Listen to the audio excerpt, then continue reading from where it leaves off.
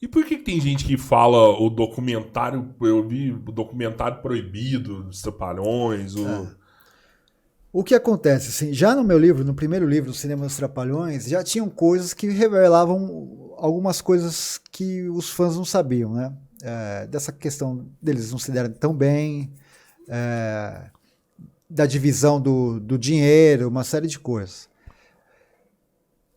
E aí, enfim, eu lancei esse do cinema, lancei esse das histórias em quadrinhos, e uma produtora de cinema falou: Rafael, sua pesquisa é muito legal.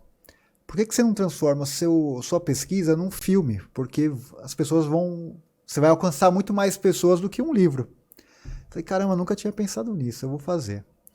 E aí a gente começou a fazer por conta própria, assim, né? Só que eu não queria que fosse uma mera repetição dos meus livros. Uhum. Então a minha preocupação com esse documentário foi pegar pessoas diferentes, entrevistar pessoas diferentes, mas algumas eu ia repetir, mas que fossem essenciais pro documentário. Porque, tipo, o dublê do Renato não podia deixar de fora.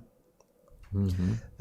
Entre outras pessoas assim que eu achava fundamental porque tinham mais coisas para falar. E aí no documentário, cara, como eu já tinha feito esses 2 livros e estava já preparando a biografia deles, então eu estava lendo muita coisa, muita matéria sobre eles, quando eu chegava na pessoa, eu chegava muito preparado, assim. Porque normalmente quando a pessoa não está... O entrevistado vê que você não está tão preparado, ele foge de assuntos ou não entra em assuntos que você precisa. Sim. Quando ele vê que você sabe e você confronta ele, Não tem como fugir, ele fala, né? caramba, esse cara sabe. Então eu comecei no começo, o que eu fiz? Como eles gravavam no Rio, a maioria está no Rio de Janeiro. Eu pegava aquele guia de peças teatrais, falava, putz, essa atriz aqui é do Rio, mas está em cartaz aqui em São Paulo. Então eu chegava e entrevistava, porque não tinha ainda dinheiro para poder ir no Rio e ficar lá 1, 2 semanas entrevistando quem eu queria entrevistar. Então no começo eu fiz coisas bem pontuais. Eu entrevistei a Cristina Oliveira, que fez a Juma no Pantanal, mas trabalhou com os Trapalhões na Árvore da Juventude. E era importante falar com ela porque foi um filme que foi depois da morte do Zacarias. Eu queria entender como que foi aquilo, né, nos bastidores. Eu entrevistei o Ney Matogrosso, que foi várias vezes parodiado por eles nos Trapaclipes e tal. Ele estava com um show aqui em São Paulo. Fui um cara que pouco dá entrevista, mas eu consegui. Aí já era sua arma, né? O segredo que você tem Cara, de conseguir então, chegar nos dessa lugares que persuasão, ninguém sabe? chegou. De chegar e a pessoa me receber. Você chegou no Pelé, né, mano? Então, por isso que eu tô falando. Tem gente que, Renato tipo... Aragão, pô, também. Foi me entrevistar e falou, da Record, o cara falou, se fosse a gente não ia conseguir o que você conseguiu, cara. Como que você conseguiu, mano? A conversa, né? A lábia, sabe? De falar, Você é mineiro, né?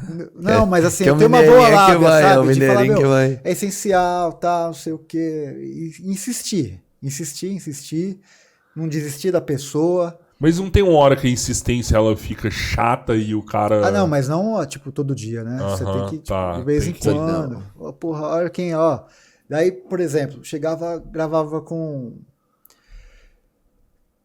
Quer ver, ó, teve um que foi engraçado, cara, que assim, eu achei que ia ser fácil, não foi tão fácil, mas depois virou fácil. Foi o Sidney Magal. Eu entrevistei ele. Eu falei, dá uma entrevista pra mim. Ele meio assim e tal, não sei o quê. Eu falei, ó, o Ney Matogrosso me deu uma entrevista, cara. Falta você.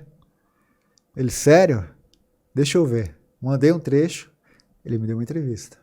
Então, assim, tem coisas que...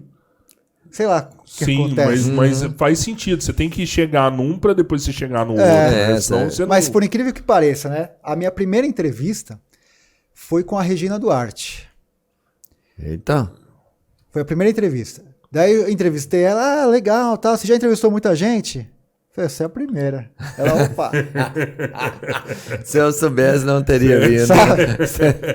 É muito louco, né? Xuxa você pegou também? A Xuxa, eu tava certíssimo, ia entrevistar, daí ela falou, ó, pro Renato, ligou pro Renato Aragão, falou, ó, vou dar uma entrevista pro Rafael. Ele falou, não dá pra ele não. E me cortou, cara. Caramba. Ia dar certo. Mas você acha que o Didi em algum momento não queria que seu trabalho saísse mais, cara? Então, explicando assim, né, você perguntou por que ele é proibido. Então, o documentário, quando você faz um documentário, você não tem um roteiro, cara, porque você não sabe o que aquela pessoa vai falar. E o que ela vai falar. Você sabe o que ela tem pra falar, mas será que ela vai falar? E aí, enfim, nesse começo que eu te falei, eu entrevistei mais os artistas, porque o pessoal do backstage e tal tá tudo no Rio. Então, como eu não tava com dinheiro pra poder ir no Rio e ficar lá 2 semanas pra entrevistar esses caras, porque tem deslocamento, tem um que tá, sei lá, em Campo Grande, tem outro que tá em Copacabana, tem outro que tá na Barra da Tijuca, tudo isso é um custo, né? Tem hotel, tem alimentação e tal. Então, as primeiras entrevistas foram todas leves, porque um artista não vai nunca falar, e também não sabe, tipo, quanto cada um ganhava, se eles se davam bem, porque uma coisa é o artista com o artista, outra coisa é o artista com o câmera, com a camareira, com... Então Com eu queria pegar um universo muito grande para ter uma ampla visão dos Trapalhões. E quando eu comecei a fazer isso, eu falei, Renato, tô fazendo um documentário sobre os Trapalhões. Ele me ignorou. Ele não, a mulher, né, que é a assessora dele.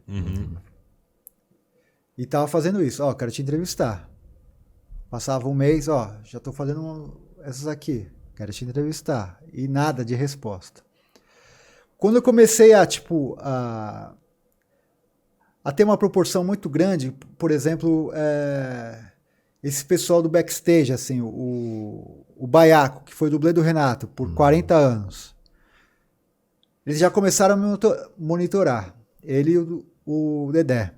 Então, eles sabiam que eu estava lá já, sabe? Você já tinha sido notado. Por exemplo, foi uma coisa muito...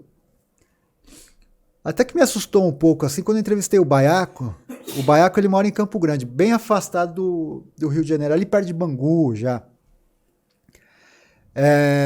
Acabou a entrevista, quem liga pra ele é o Dedé. Falou assim, e aí, como foi? Eu falei, caramba, meu, como ele sabe que eu tava aqui, que ele ia me dar uma entrevista, sabe? E outras pessoas aconteceram a mesma coisa, assim, ele já sabia que eu tava... Cara, é um pouco assustador esse monitoramento, né, mano? Então, mas o Renato tinha alguma coisa ali que eles falavam, mano, preocupação, ele não pode descobrir isso, ele não pode descobrir tipo, isso. Tanto é que eles falavam assim, vê lá o que você vai falar. Se eles descobrirem isso aqui, pode acabar com a nossa história. E não acaba, sabe, cara? Não porque tem como, né, cara? Porque o que eu vejo, assim, o que eu coletei ali foram coisas que eu falo assim, talvez se eu tivesse no lugar deles, eu poderia fazer a mesma coisa, sabe? Mas chegando ainda lá nessa questão. E aí quando ele viu, tipo, entrevistou o Baiaco, entrevistou o Roberto Lee, eu fui na casa da Angélica falar com ela sobre os filmes que ela fez com os Trapalhões. Pelé. Falou, caramba, o negócio é sério. E aí no meio do processo,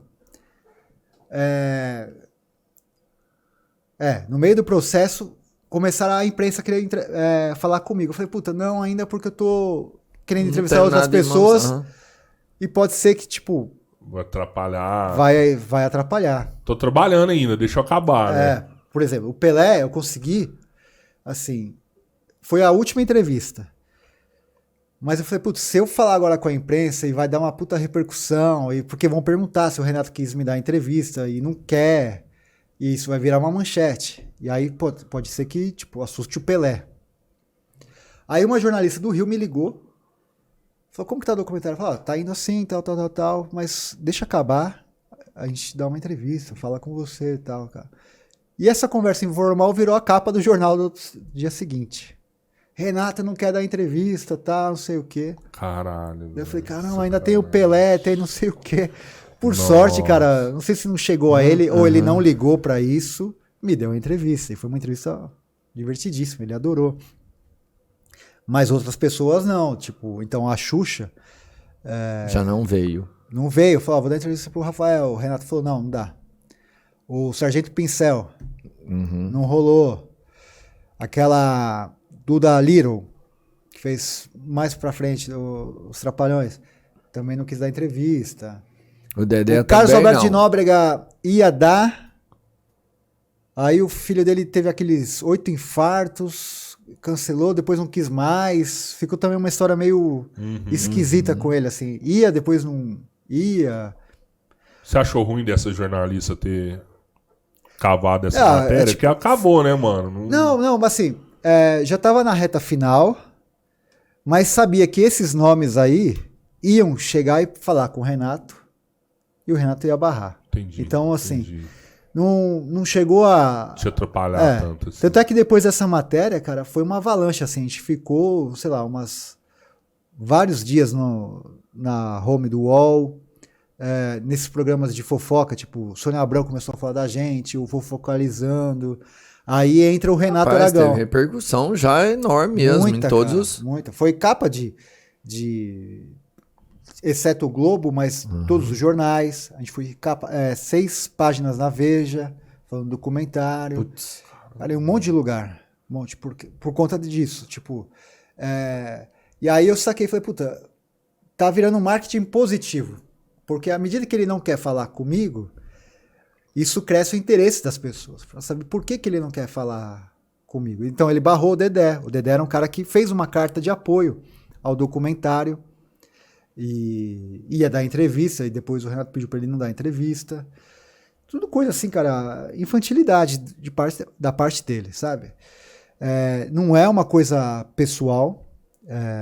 As pessoas falaram o que aconteceram. Assim, não é achismo. Vivenciaram aquilo e viram aquilo que aconteceu. Documentário, né? Exato.